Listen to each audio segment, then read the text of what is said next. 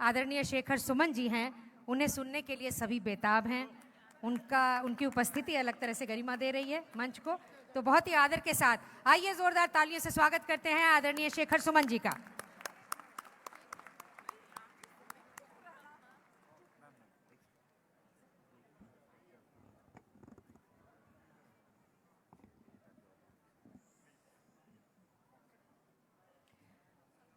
Global Kayastha conference के इस कार्यक्रम को आप लोग लाइव भी देख सकते हैं और शेयर भी कर सकते हैं फेसबुक से, और इसे ज़रूर करें ताकि दूर दूर तक इस कार्यक्रम की अनुगूंज पहुंचे।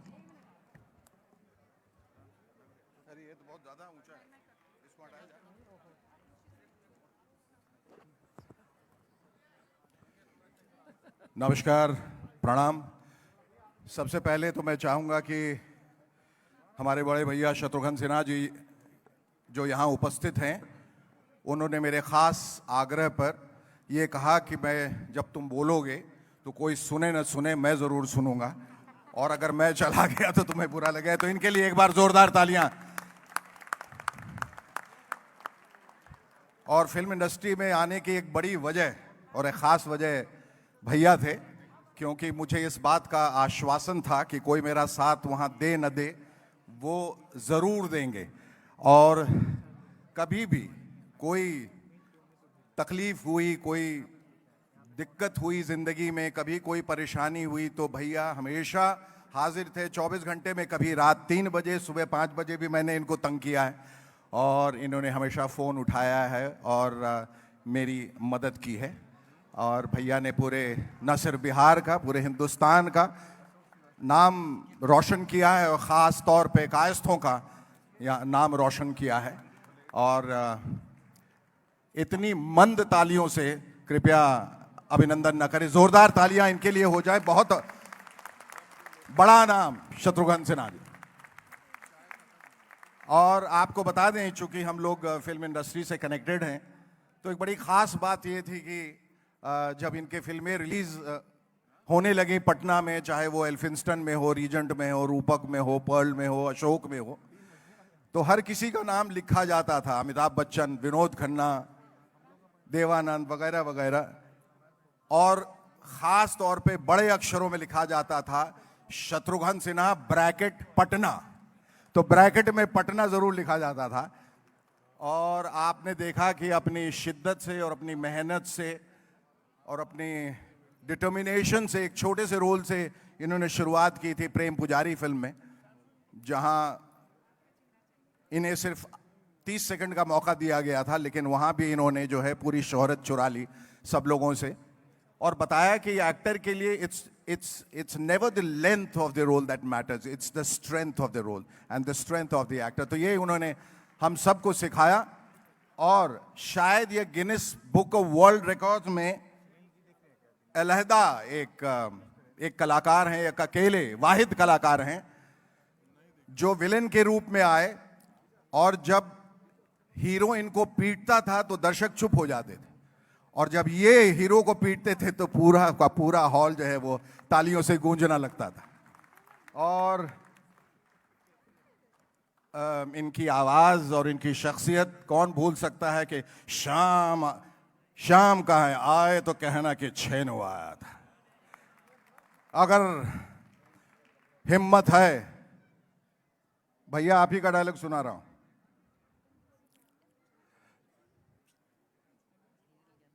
अगर हिम्मत है तो मुकाबला कर ले, वरना मोहल्ले का मोहल्ला उड़ा के रख दूंगा। तो ये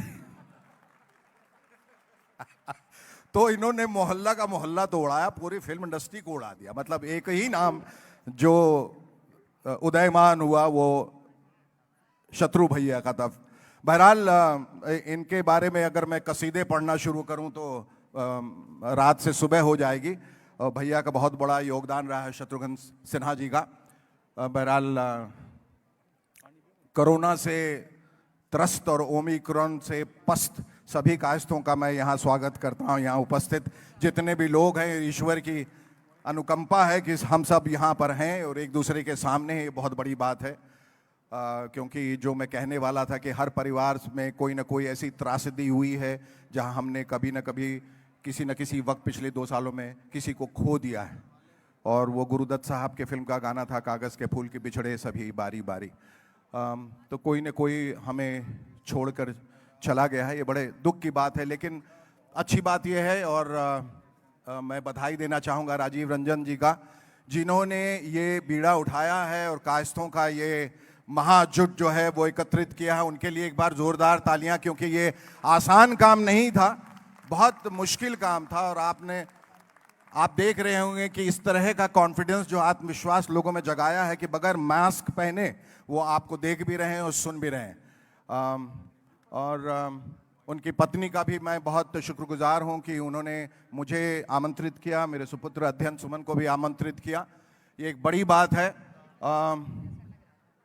और जैसा कि कहते हैं कि जान है तो जहान है, हम सब यहाँ पर हैं, और कायस्थ होने का मुझे मान है, अभिमान है और स्वाभिमान है। और ये मेरा अनुमान है कि कायस्थ जो है वो पूरे विश्व में सबसे ज्यादा बलवान है। वो इसलिए कि उनके पास बुद्धि की खान है, और इसीलिए वो पहलवानों के पहलवान है, और ये बहुत बड़ा कीर्तिमान है। बहुत वैसे तो जात वर्ग समुदाय इस पे ज़्यादा बातें नहीं करनी चाहिए, लेकिन मैं अपने आप को फिर भी इन सब के बावजूद बहुत खुशनसीब समझता हूं कि कायस्थ परिवार में मेरा जन्म हुआ। कायस्थ, जैसा कि सभी लोग जानते हैं, इंटेलिजेंसिया का एक बड़ा ग्रुप है। इंटेलेक्चुअल्स हैं, सभ्य हैं, संभ्रांत हैं, सुशील हैं, शांत हैं, सुसंस्कृत हैं, संस्कारी हैं, और बड़ी बात तो यह है कि सब पे भारी हैं। और अगर कम शब्दों में कहें तो कायस्थ अपने आप में पूरा का पूरा हिंदुस्तान है। तो कायस्थों के लिए एक बार जोरदार तालियां हम सभी कायस्थों का, जो भी यहाँ पर मंच पे विराजमान है, जो भी मंच पे नहीं है, जो नीचे बैठे हैं। मुझे मालूम है कि एक से एक लोग हैं यहाँ जिन्होंने अपने समाज का, अपने परिवार का, अपने देश का नाम रोशन किया है। और कायस्थों के बगैर मेरे ख्याल से इस समाज की कल्पना नहीं की जा सकती। वो हमेशा अगुआ रहे हैं देश को आगे बढ़ाने में, चलाने में। और ईश्वर से आज यही प्रार्थना करूंगा कि आपको उतनी ही ऊर्जा दे, उतना खुश रखे, हिम्मत दे कि आप लोग इसी तरह से आगे बढ़ते रहें और कायस्थों का नाम बढ़ाते रहें। जय हिंद और जय कायस्थ। Thank you.